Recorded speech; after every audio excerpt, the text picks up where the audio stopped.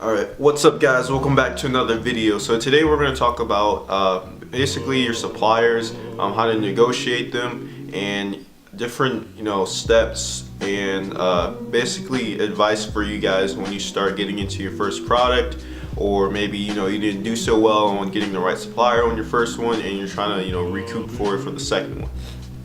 So the first thing is picking the right supplier. So of course there's always there's not the term right supplier isn't going to really apply too much because there's tons of suppliers out there. There's many that there's always going to be one that may be better than the other when it comes to quality or a price, etc. The best thing that you guys can do is talk to as many as you can, but not as many to where you're overwhelming yourself and you're stressing yourself out, right? Because I was in that position, and you're in that situation where you have a billion tabs open, which is not a bad thing, but at the same time you can get quite stressed out about it and you might not know where to go from there. So the first thing that you guys want to do when you're searching for suppliers, let's say you found your product, maybe you want to sell, I don't know, these video game cases or whatever, and you go in there and you see all these different suppliers.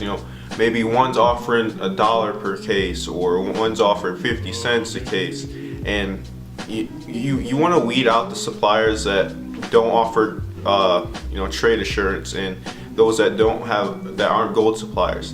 And what gold suppliers are, you'll see at the top when you go to Alibaba.com, if that's assuming that's where you're going to order your product. There'll be two boxes, right?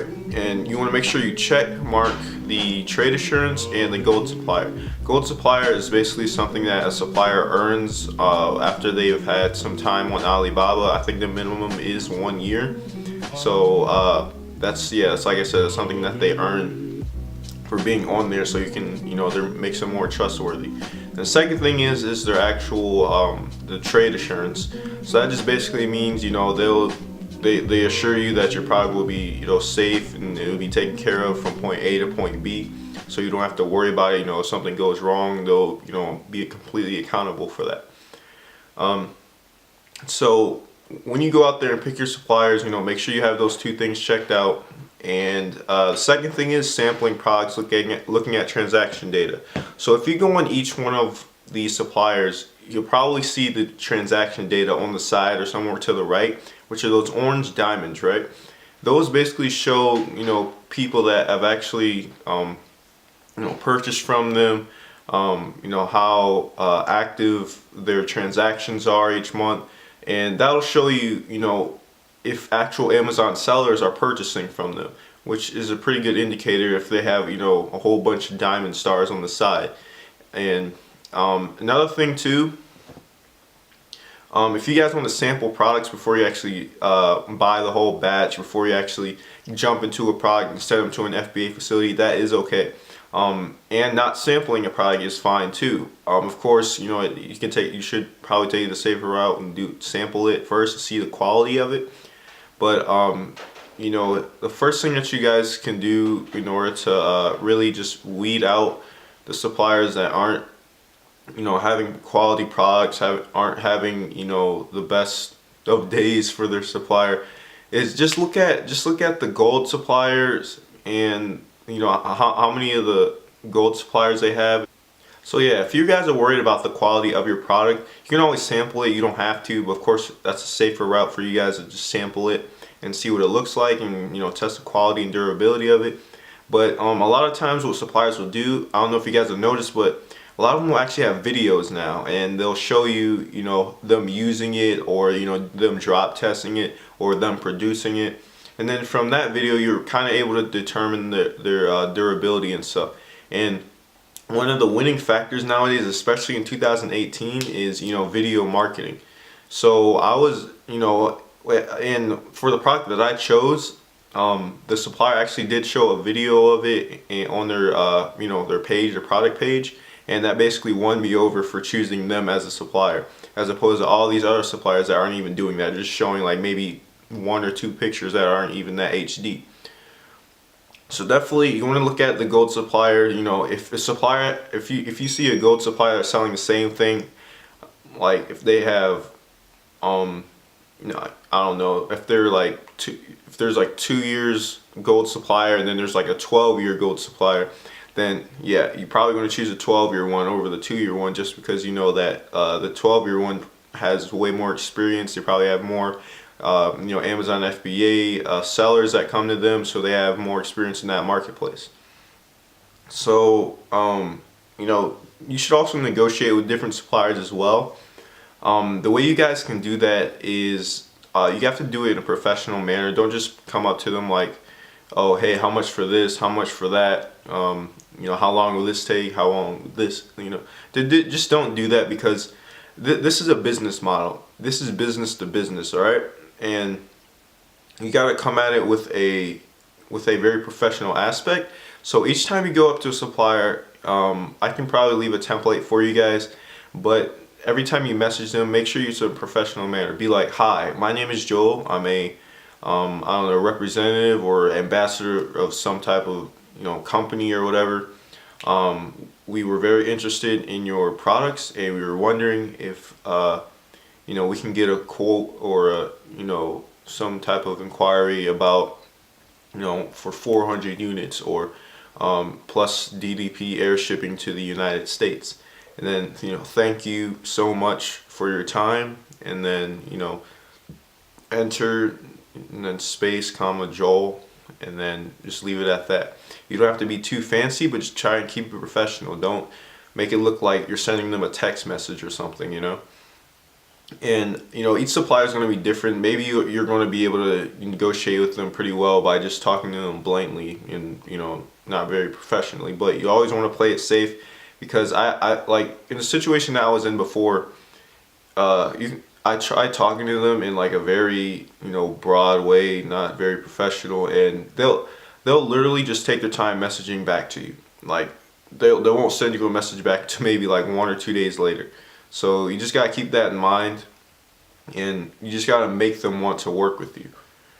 And also with negotiating, the way you can do it, there's different ways that you can do it to make it seem like you got to make it seem like that you're in the game, you're in the the business model for the best of both of you, right?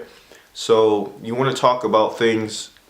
So what you guys can do, you can go to 1688.com, which is the Chinese version of Alibaba, and look up your product, and of course it's going to be in wens or wands or whatever, and then you can convert that price of that product in there and convert it back to USD, and then show them that and be like, hey, this is what the cost was like on the Chinese Alibaba website. How can we kind of meet in the middle? And then what you can actually do is go to talk to maybe like 5 other suppliers, right, and see what quotes they give you on air shipping and on the actual product price.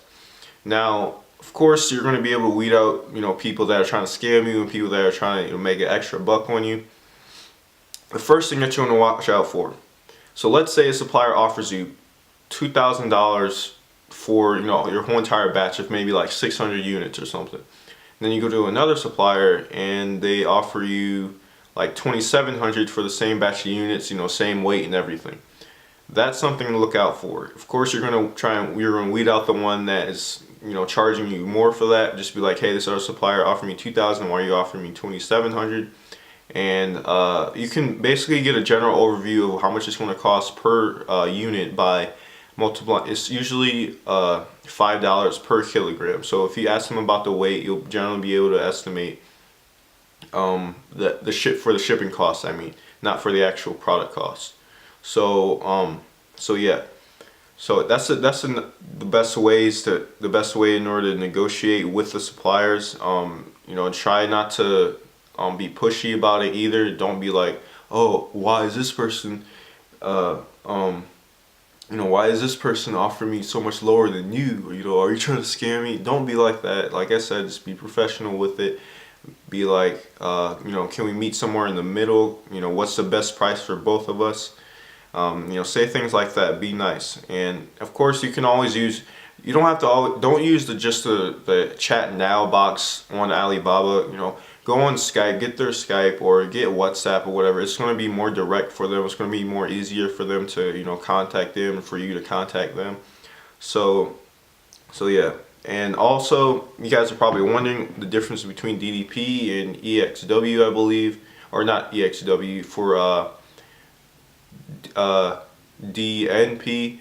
And DDP is duties delivery.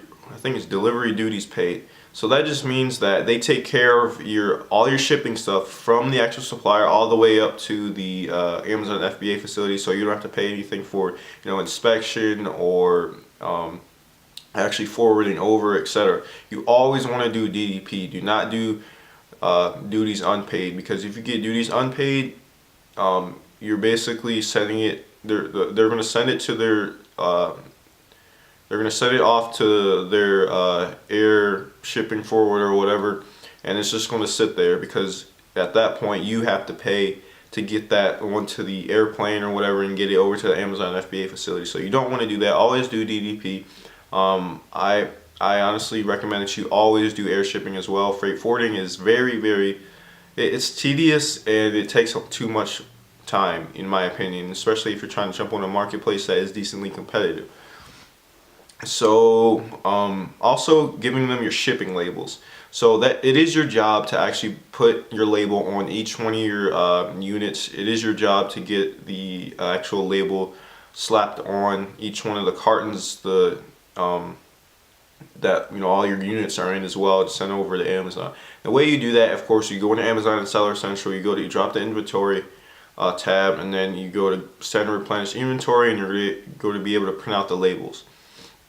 Now you do not need to use UPC codes. All you need is your FNSKU codes to be slapped onto each unit. It should show a barcode, then a title, and then it would be the barcode and then the FNSKU and then the title of your product. And let's say you have 500, of course have 500 of those, slap them on there. And then let's say your supplier they'll be like, oh well, okay, we have 500 units, we're gonna have 7 different cartons or something like that. That means you need to have 7 different carton labels as well, and you're going to be able to access that through Amazon Seller Central too. So your supplier is not going to be doing all that for you. So that's another thing to keep in mind. And at the end of the day, when you finally get your products over to Amazon FBA, they're going to just ask for a tracking number. You generally want to do this as well right when they send it out too, just to make sure that they're not trying to finesse you or trying to scam you or something like that. Just ask for a tracking number. Make sure when you can put in the tracking number on your Amazon FBA shipping plan, or you can go to, let's say you're shipping by USPS or UPS, you just put the tracking number in there, and it'll tell you the information of where your package is at. One last thing too, when you're negotiating with the suppliers and you're finally ready to pay, either pay through the Alibaba Trade Assurance. That's good too. I've used that, and I've used PayPal. Now Alibaba Trade Assurance, I believe it's cheaper because it's a 2% processing fee or whatever, so that's not much as compared to PayPal's 4%. So both of them are fine. Trade Assurance or Alibaba, Trade, is that what it is? No, it's Alibaba Trade, it's Trade Assurance, whatever it is. I think you know what I'm talking about. But yeah, you guys can use that. You can use your credit card in order to do that transaction. It's very simple. It's fine, 2% processing fee. Then PayPal's 4%. Of course, you know how that works, to link to your bank account or whatever. Let's say you're actually sending money over through PayPal for the first time. You're probably going to get some alert on your bank account or whatever, like, oh, merchant transaction alert or something like that. That's fine. Don't worry about it. Just call up your bank, tell them that it's fine, it's clear, that it was approved by you. So they'll probably from there just send you over a new credit card or something. So yeah, guys, that's basically it for this video. I just wanted to talk about that whole process of you guys actually ordering your product, what you should do, some advice on how to negotiate, and just getting your product from A to B. So hopefully you enjoyed, and make sure you guys subscribe down below. Make sure you like the video, and I'll see you guys next time.